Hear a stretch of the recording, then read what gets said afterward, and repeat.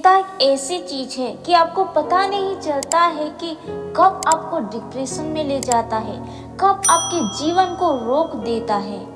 हो सकता है आपके जीवन में बहुत सारी परेशानियां हो, चिंता हो, आप बीमार में जूझ रहे हो, पैसे को लेके आप परेशान हो, आपके पास घर नहीं है, पैसा नहीं है, बच्चे बीमार है, घर में घरेलू हिंसा हमेशा चलता आ रहा है और भी कई तरीके बहुत सारी परेशानी होती है। लेकिन आज परमेश्वर का वचन आपको आजाद करेगा। परमेश्वर का वचन आज हम पढ़ेंगे मत्ती 6 अध्याय 24 से लेकर 34 वचन तक आज हम पढ़ेंगे कि किसी बात की चिंता ना करना। परमेश्वर कहता है किसी बात का चिंता ना करना। तो चलिए पढ़ते हैं। कोई मनुष्य दो स्वामियों की सेवा नहीं कर सकता, क्योंकि वह एक से बैर और दूसरे से प्रेम रखता है, या एक से निष्ठावान रहेगा और दूसरे का तिरस्कार करेगा। तुम परमेश्वर और धन दोनों की सेवा नहीं कर सकती। इसलिए मैं तुमसे कहता हूँ कि अपने प्राण के लिए यह चिंता ना करना कि हम क्या खाएंगे और क्या पिएंगे, और ना अपने शरीर के लिए कि क्या पहनेंगे।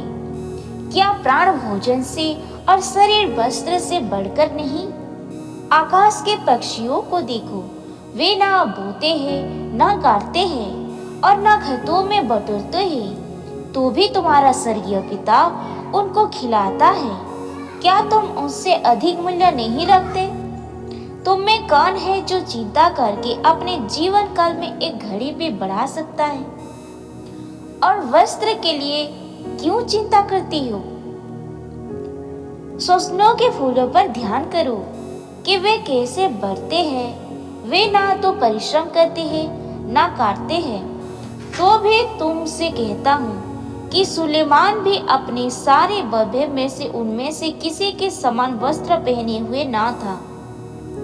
इसीलिए जब परमेश्वर मैदान की घास को, जो आज है और काल भाड़ में झोंकी जाएगी, ऐसा वस्त्र पहनाता है, तो हे अल्पविश्वासियों, तुमको वह क्यों ना पहनाएगा?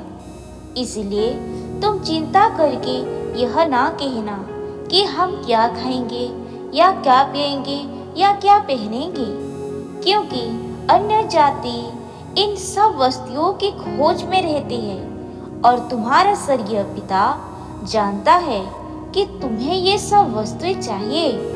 इसलिए पहले तुम परमेश्वर के राज्य और धार्मिकता की खोज करो, तो ये सब वस्तुएं तुम्हें मिल जाएगी। अतः कल के लिए चिंता ना करो, क्योंकि कल का दिन अपनी चिंता आप कर लेगा।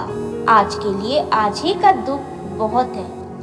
कितने अच्छे से हमें समझाए है कि आकाश के पक्षियों को देखो, वे ना बोते हैं, ना काटते हैं और ना खेतों में बटोरते हैं, फिर भी हमारे स्वर्गीय पिता उनको खिलाता है, उनको रहने के लिए जगह देता है।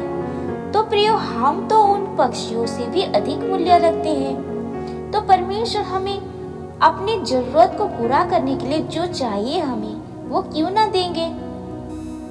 इसीलिए हमें परमेश्वर के वचन के अनुसार हमें चलना चाहिए और हमें परमेश्वर पर पूरा भरोसा रखना चाहिए कि वो हमारे सारी जरूरतों को पूरा कर सकते हैं। हमें किसी भी बात की चिंता नहीं करना चाहिए कि क्या खाएंगे, क्या पिएंगे, ये हो गया, हमारे पास पैसा नहीं है, घर नहीं है।